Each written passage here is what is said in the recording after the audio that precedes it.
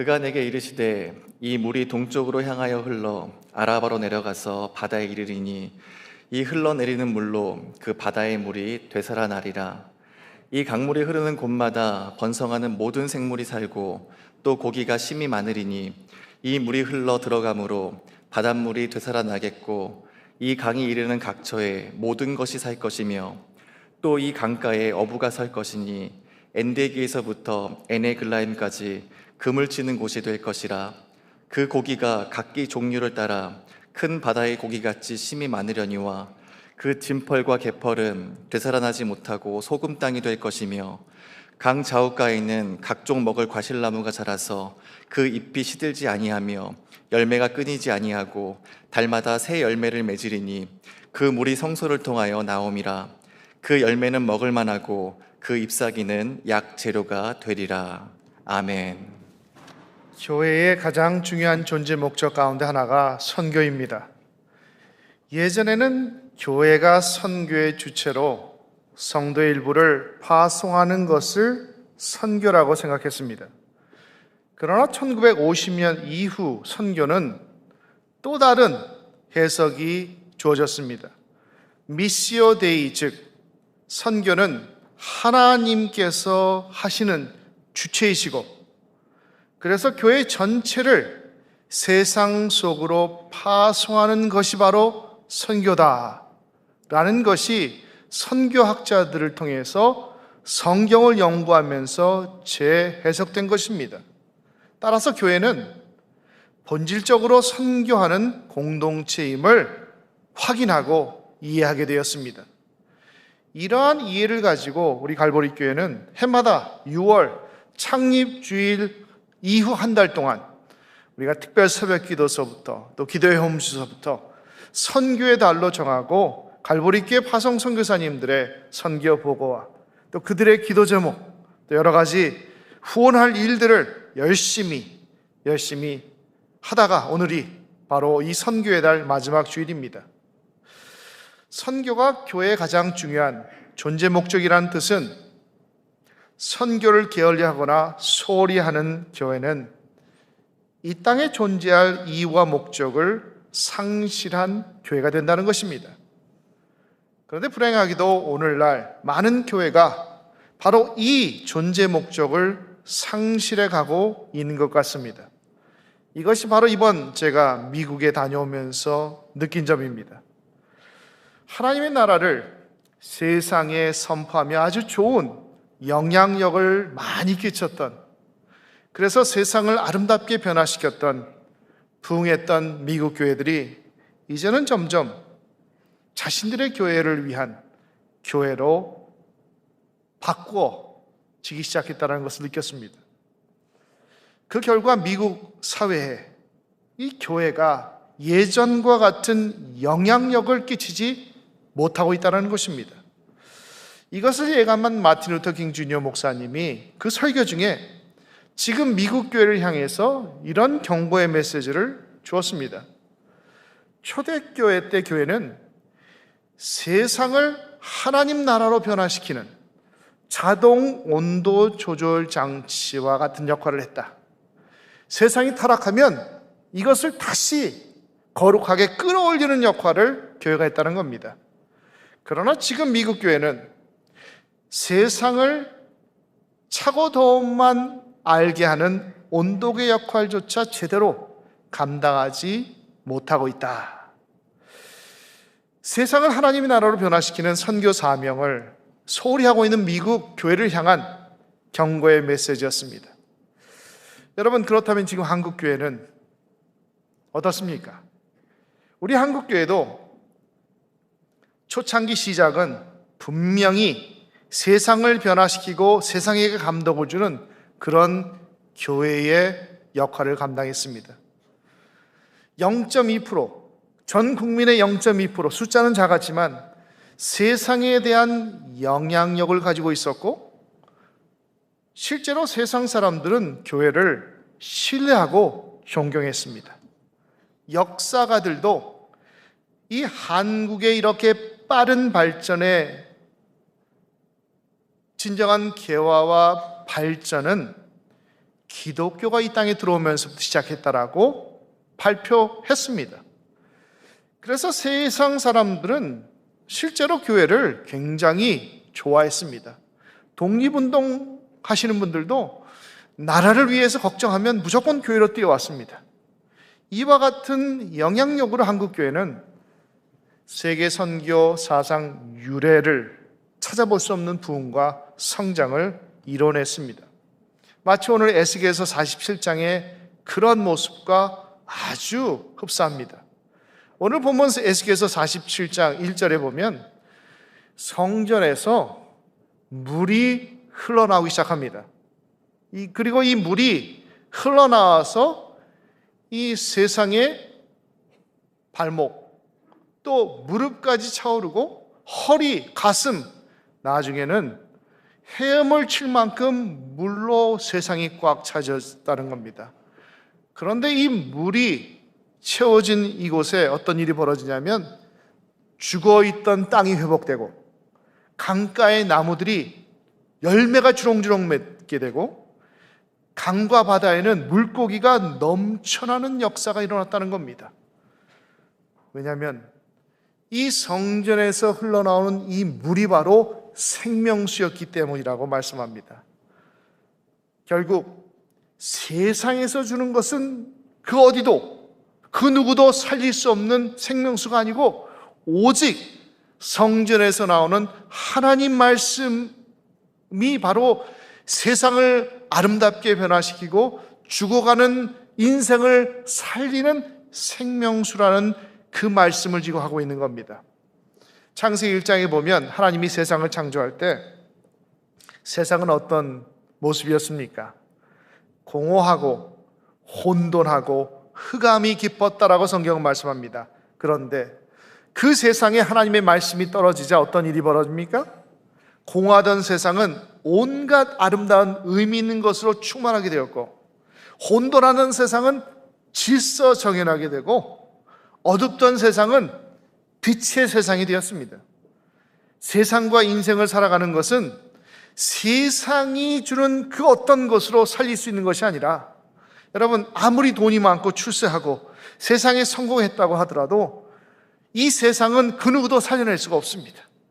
오직 하나님의 성전에서 흘러나오는 생명수로서 사람들을 살려낼 수 있다라는 말씀이 바로 에스겔서 47장의 하나님의 말씀인 것입니다. 에스겔 선지자는 하나님이 없다면, 하나님의 말씀이 없다면 우리는 살 수 없고 아무것도 아니라는 것을 지금 말씀하여 주신 겁니다.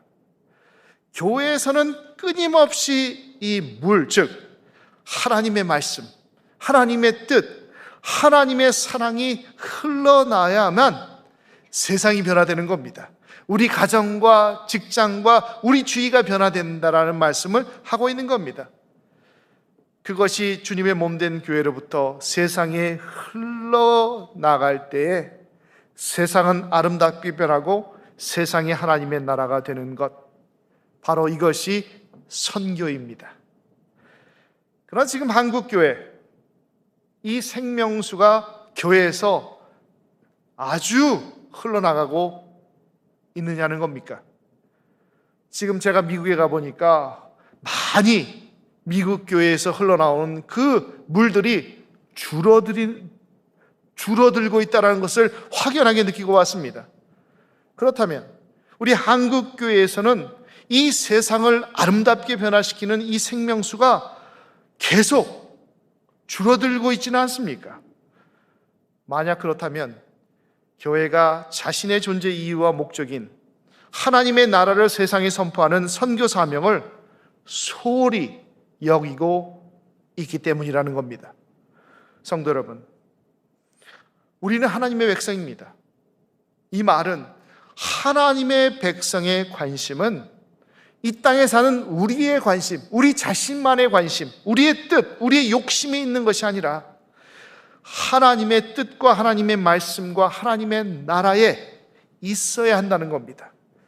이럴 때에 세상이 변하고 우리 인생이 변하는 겁니다. 이 말씀이 너희는 그 나라와 그 일을 먼저 구하라는 예수 그리스도의 그 복음의 메시지인 겁니다. 우리의 관심이 하나님 뜻에 있고, 우리의 관심이 하나님의 말씀에 있고, 우리의 관심이 하나님 나라 확장에 있다면, 바로 이 원칙으로 우리가 이 땅에 살아간다면 우리의 삶이 천국으로, 하나님의 나라로 우리 주위가 변화된다는 겁니다. 그럴 때면 가난하건 부하건, 세상에서 성공하건 실패하던, 건강하든 건강하지 못하던, 그것은 더 이상 우리의 삶을 불행하게 하는 이유가 되지 못한다는 겁니다. 높은 산이나 거친 들이, 초막이나 궁궐이나 내 주 예수 모신 곳이 그 어디나 하늘나라가 되어진다는 겁니다. 바로 이것이 이 땅에 사는 성도들의 삶이 되어야 한다는 겁니다. 그렇게 세상이 아름답게 변하여 하나님 나라가 이 세상에 확장되는 그 시작이 바로 교회에서 흘러나가는 생명수로부터 시작되는데, 바로 이 생명수를 흘려보내는 그 사역이 선교라는 겁니다. 이런 선교 사명을 위해서 하나님께서 이 땅에 우리 갈보리 교회를 37년 전에 세우신 겁니다. 다행한 것은 우리 한국교회는 아직도 선교의 열정은 식지 않았다는 겁니다. 그럼에도 불구하고 오늘날 한국교회에 큰 문제가 하나 있습니다. 이 문제는 선교의 효율성이 너무 낮다는 겁니다. 선교의 효율이 떨어진다는 것은 또 다른 의미에서 그만큼 교회가 선교 사명을 소홀히 하고 있다는 것을 의미합니다. 그래서 선교의 효율을 높이기 위해 시급한 일 중에 하나가 바로 새로운 선교 전략을 찾고 이 개발하는 일에 힘을 써야 한다라고 선교학자들이 계속 주장하고 있는 겁니다. 하나님이 공급해 주시는 똑같은 예산을 가지고 수십 배, 수백 배 영향력을 미칠 수 있게 되면 그것이 얼마나 더 복된 일이겠습니까? 그런데 똑같은 예산을 쓰더라도 전략이 없고 연구를 하지 않고 서로 새로운 투자를 하지 않기 때문에 효율성이 굉장히 낮다라는 겁니다. 지금 한국교회가 하는 선교는 예전의 그 습관을 따라서 하는 그 일 때문에 효율이 너무 낮다는 것이 전 세계 선교학자들이 하는 말입니다. 그렇다면 한국교회가 본래부터 선교 전략이 없이 그냥 습관대로 하는 그런 선교를 했습니까? 아니었습니다. 어떤 의미에서 세계적으로 한국교회처럼 아주 훌륭한 선교 전략을 가지고 효과적으로 선교 사역을 했던 나라는 없습니다.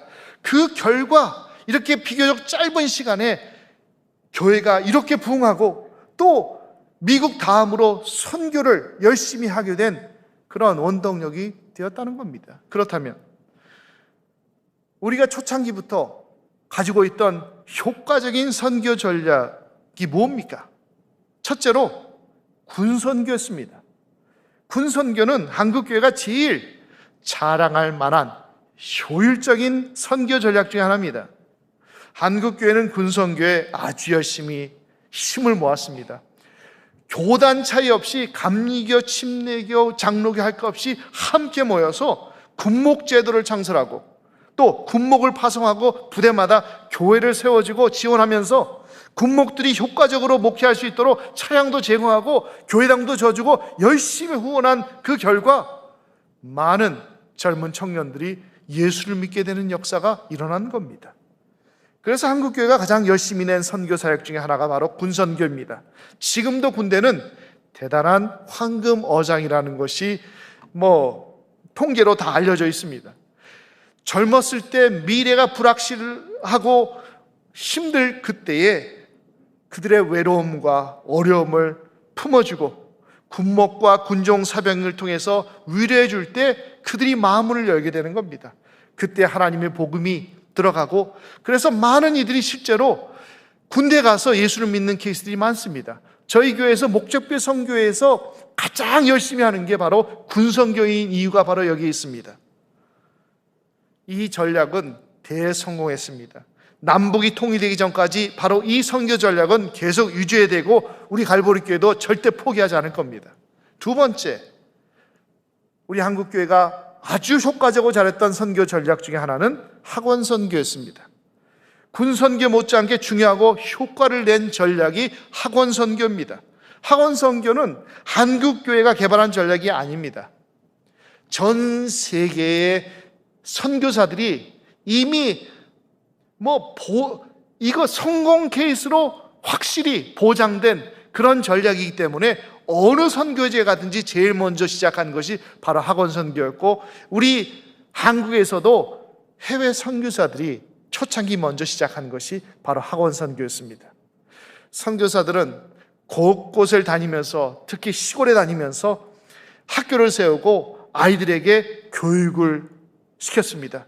기독교 학교에서 교육을 위주로 선교했던 전략은 교육열이 높아있던 우리 민족의 정서와 너무 잘 맞아 떨어져서 선교 효과를 아주 크게 거두었던 겁니다. 또 그 역사는 지금도 진행되고 있습니다. 학원 선교가 한국교회의 부흥과 발전에 기여한 공을 다 말하면 시간이 부족합니다. 한 예를 들어볼까요? 영락교에서 세운 중학교 출신 학생이 이제 자라서 선생님이 되고 교장 선생님이 돼서 그 모교의 교장 선생님을 부임했습니다. 그런데 어느 날 여선생님 한 분이 또 부임하시는데 알고 보니까 이 교장 선생님의 동창의 딸이었습니다. 그래서 그 어머니에 대한 전화번호를 알고 수십 년 만에 전화를 걸어서 그 동창들의 40명 전화번호를 다 알아냈습니다. 그리고 일일이 전화를 하는 이유가 뭔지 아십니까? 예전에는 예수를 안 믿었는데 도대체 이 미션스쿨 출신들이 얼마나 예수를 믿고 있는 통계를 한번 내보겠다고 전화를 돌린 겁니다. 여러분, 40명 중에 33명이 교회를 다니고 또 열심히 신앙생활을 하고 있다는 겁니다. 80%가 넘었다는 겁니다. 우리 교회의 특징은 감동을 잘 못하죠. 여러분, 어떤 선교에서 80% 이상의 열매를 맺었다는 것은 대단한 일입니다. 그런데 실제로 이 통계는 한국교회뿐만 아니라 전 세계에서 바로 학교를 통해서 미션스쿨 중고등부 출신들이 교회에 나오는 데이터를 따져보니까 80% 이상이라는 겁니다. 학원 선교는 이처럼 효율적인 선교에도 불구하고 선교사님들이 이 땅을 떠난 이후에 한국교회는 이 점을 소홀히 했습니다. 그냥 대학을 보내는 것이 목표였지 실제로 그들을 미션스쿨에 보내서 잘 신앙으로 교육한다는 것을 소홀히 했다는 겁니다. 또 교회가 한참 부흥했던 80년대, 90년대 우리 손으로 세운 기독교 학교는 별게 없습니다. 거의 없습니다. 이제 한국교회는 더 늦기 전에 학원 선교에 다시금 눈을 돌려야 합니다. 그래서 우리 갈보리 교회는 16년 전에 갈보리 프리스쿨을 통해서 해마다 130명의 학생들에게 복음을 열심히 전해서 저는 그들을 거의 90% 이상이 신앙생활을 할 것이라고 분명히 믿어 의심치 않습니다. 이 결과를 보고 올해부터 9월 달부터 CIS 우리 갈보리 국제 대안학교를 시작하는 이유가 바로 여기에 있습니다. 한국 교회가 학교에 눈을 돌린다면 여러분 21세기 우리 이후의 한국 교회는 희망적이고 변함없이 부흥과 성장할 것이 믿어 의심치 않다는 겁니다. 세 번째, 우리 선교 초창기 우리 선배들이 선교 전략을 잘 짰던 것은 총체적 선교입니다. 홀리스틱 미션, 좀 의미가 새롭죠? 예전 단어로 설명하면 구제사역입니다. 구제선교, 또 사회선교를 말합니다. 교회가 이 땅에 들어왔을 때 50년 전만 하더라도 이 땅은 폐허입니다. 전 세계에서 가장 가난한 나라, 전쟁 이후에 정말 먹을 것이 없는 아프리카 빈민국과 같은 그런 나라가 바로 이 땅이었습니다. 그때 교회가 제일 열심히 한 게 뭔지 아십니까? 고아원을 세우고 모자원을 세워서 그들을 어떻게든지 먹을 것을 제공하고 가난한 이웃에 옷을 제공하고 입을 것을 제공하는 그런 열심히 구제사역을 한 겁니다. 우리가 감당하지 못하면 미국 교회의 도움을 요청하고 전 세계의 도움을 요청해서 그 일을 열심히 했습니다. 그 결과 이것을 총체적 선교라고 합니다.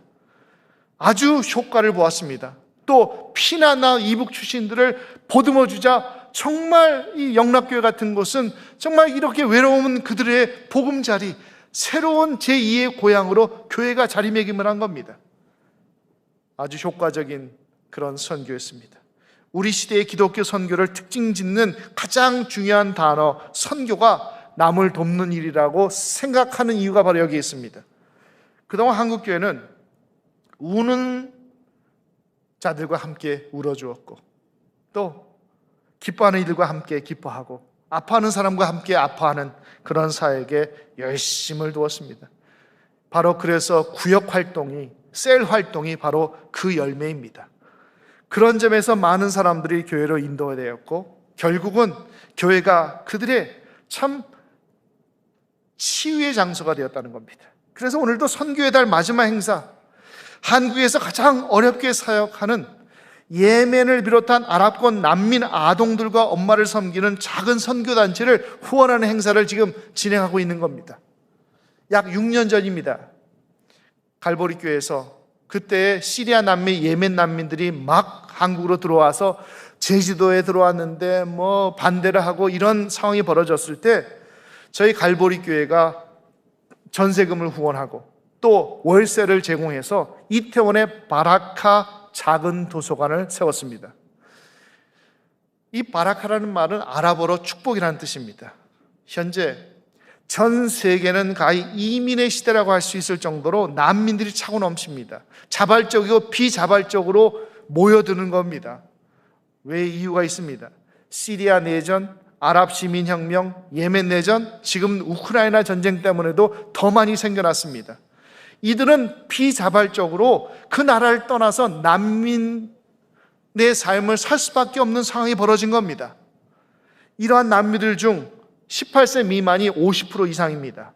이 바라카 도서관을 세운 이유는 바로 이들이 갈 곳 없이 이 사회에서 적응 못하는 이들을 보듬어주고 낯선 한국 땅에 적응을 잘하고 책임 있는 한국 시민으로 성장시키기 위해서 하선열 선교사님 내외와 함께 우리 갈보리 교회가 시작했습니다. 참 6년 만에 하나님의 큰 은혜와 축복을 부어주셔서 여러분 이태원에 가면 난민들이 중동 난민들입니다. 이슬람을 섬겼던 사람들입니다. 그들이 제일 먼저 찾아가는 곳이 어딘 줄 아십니까? 모스크가 아니라 바라카 도서관을 찾아간다는 겁니다. 왜냐하면 그곳에 가면 모든 것을 해결해 준다라는 그 소문을 들었다는 겁니다. 그래서 2년 전부터 이제는 이 히잡을 쓴 이 중동 여인들이 자신들이 밖에 활동을 못하니까 어떻게든지 자녀들을 잘 키워내고 자신들의 삶도 자립하기 위해서 일을 시작했는데 일할 데가 없습니다. 그래서 이 바라카 공동체에서 이 라볶이 밀키트를 개발해서 요청하면 배달해주는 그런 사업을 시작한 겁니다. 그런데 지난 2년 동안 이 코로나 때문에 참 많이 어려웠습니다. 정부에서 문을 닫게 하니까 나올 수가 없고, 그래서 이제 코로나가 끝난 지금 저희가 요청을 했습니다. 우리 갈보리 교회에서 하루 선교 마지막 주일날 이 라볶이를 각 가정에서 지금 1000키트를 주문했습니다. 사준다면 바로 이것이 대단한 열매를 맺는 그런 선교 사역이 되는 겁니다. 여러분, 대부분의 그들은 이슬람을 믿는 사람들이고 하나님을 믿지 않습니다. 그런데 그들에게 우리가 참 감동을 줄 수 있는 이런 사역으로 섬긴다면 어떤 일이 벌어지지 않으십니까? 그들은 하나님의 교회에 감동을 받을 겁니다. 그리고 베드로전서 3장 15절의 말씀처럼 우리 안에 있는 소망의 이유, 예수 믿는 사람, 교회 다니는 사람들이 도대체 어떤 이유로 우리를 이렇게 도와주고 어떻게 저렇게 행복히 사는가에 대한 궁금증이 그에 대해 일어날 것이라는 겁니다. 그리고 훗날 저들이 다시 자신의 조국으로 돌아갔을 때 부모, 친척, 형제, 친구들 그들을 만났을 때 무슨 얘기를 할 것 같습니까? 한국에서 난민으로 어렵고 힘들 때에 한국 교회가 저들을 도와주고 갈보리 교회가 저들을 도와줘서 저들이 이렇게 살아나게 되었다라는 간증을 한다면 그것보다 더 큰 열매가 어디 있겠습니까? 저는 오늘 우리 갈보리 교회의 이 작은 섬김을 통해서 그 중에 이런 간증을 주위 사람들에게 해줄 사람들이 많이 생겨날 줄 믿습니다. 사랑하는 성도 여러분, 이렇듯 이 세상을 하나님의 나라로 변화하게 하고 죽어가는 영혼들을 살려내는 생명수가 교회에서 흘러나가야 한다는 겁니다. 그걸 위해서 하나님께서 이 땅에 교회를 세우신 겁니다. 그렇게 하기 위해서 예수님께서 우리에게 요청하시는 것이 있습니다. 마태복음 9장에서 새 포도주를 잘 담기 위해서는 부대를 늘 새롭게 바꾸어라 말씀하신 겁니다. 우리 마태복음 9장 17절 우리 한 목소리 읽어보겠습니다. 새 포도주를 낡은 가죽 부대에 넣지 아니하라니 그렇게 하면 부대가 터져 포도주도 쏟아지고 부대도 버리게 됨이라. 새 포도주는 새 부대에 넣어야 둘이 다 보존되느니라. 아멘. 우리가 잘 아는 말씀인데 이 말씀이 도대체 어떤 의미입니까? 새 포도주는 하나님의 말씀, 진리를 의미합니다. 여러분, 새 포도주의 특징은 발효로 인해 폭발력이 있다는 겁니다. 그러므로 부대가 낡으면 그 발효력을 감당할 수 없어서 부대가 터지게 되고 이 포도주를 잃어버리게 됩니다. 그래서 늘 새 포도주를 담아내기 위해서는 부대를 새롭게 바꿔줘야 한다는 것이 예수님의 말씀입니다. 여러분, 진리이신 하나님의 말씀은 절대로 변하지 않습니다. 아멘입니까? 그리고 하나님의 말씀은 진리이기 때문에 언제나 새 것입니다. 문화가 바뀌고 수천 년이 지나도 새 것인 이유가 바로 거기에 있습니다. 하나님의 말씀은 늘 새 포도주가 같아서 잠시도 가만히 있지 않고 발효하고 폭발력을 발휘하는 겁니다. 그래서 진리가 떨어진 나라는 이 진리 자체가 세상을 변화시킨다는 겁니다. 그래서 진리신 하나님의 말씀은 세월이 가도 폭발력이 쇠하지가 않습니다.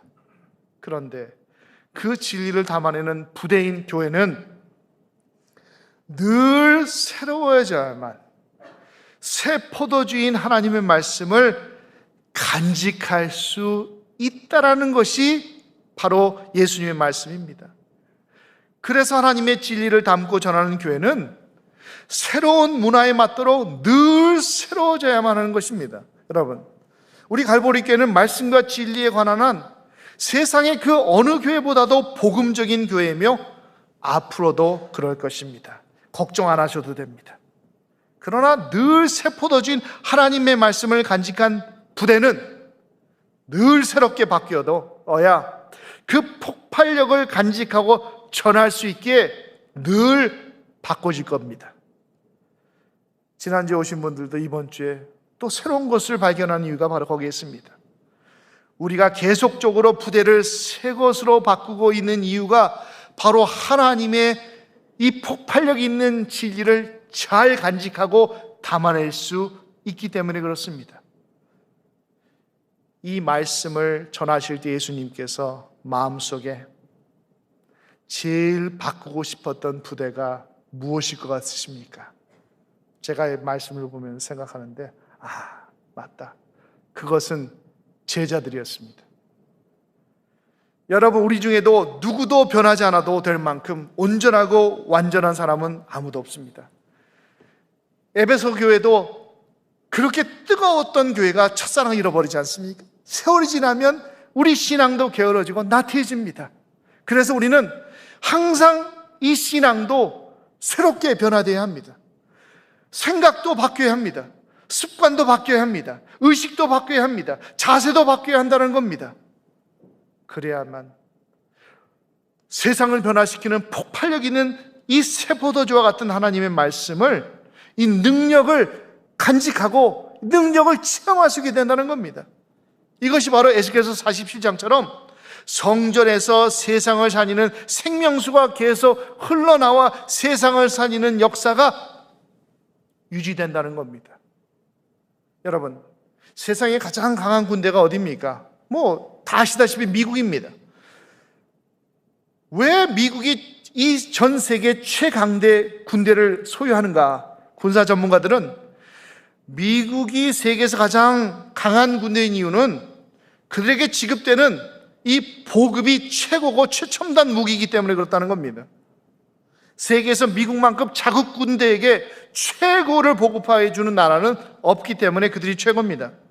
그러나 미국과 비교할 만큼 막강한 보급을 하는 가능한 나라가 또 있습니다.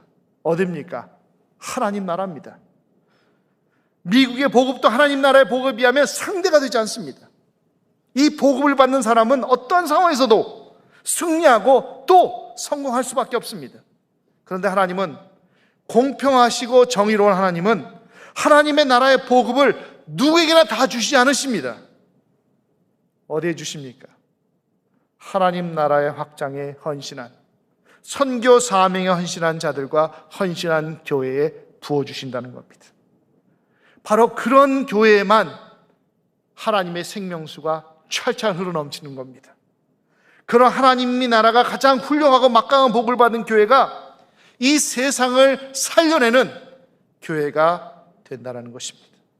이것이 바로 에스겔 47장의 말씀입니다. 여러분, 우리 갈보리 교회 그런 교회 되어야 되지 않겠습니까? 우리 교회에서 나오는 하나님의 말씀을 통해서, 생명력 있는 하나님 말씀을 통해서 흘러가는 생명수들이 죽어가는 가정을 일으키고 사회를 회복시키고 나라를 변화시키고 이 세상을 하나님 나라로 아름답고 행복한 곳으로 변화시키는 바로 그 역사가 하나님 말씀으로부터 시작된다는 겁니다. 그런 사역, 하나님이 부어주시는 보급이 계속 지속될 때까지 그 역사가 진행되는데, 그 보급을 받기 위해서는 우리가 헌신해야 될 것이 바로 교회가 존재하는 목적과 이유인 선교 사명을 책임지고 감당할 때 가능하다는 겁니다. 그 일을 통해서 여러분의 가정이 바로 우리가 하는 이 귀한 사역을 통해서 하나님이 축복해 주시고, 이 축복을 통해서 그 교회에서 흘러 퍼지는 진리의 말씀이 여러분의 가정과 삶과 직장과 사회에 흘러나가서 여러분 주위가 변화되고 여러분이 살아나고 여러분 기도하는 기도 제목도 응답받는 역사가 있어지기를 주님의 이름으로 축원합니다.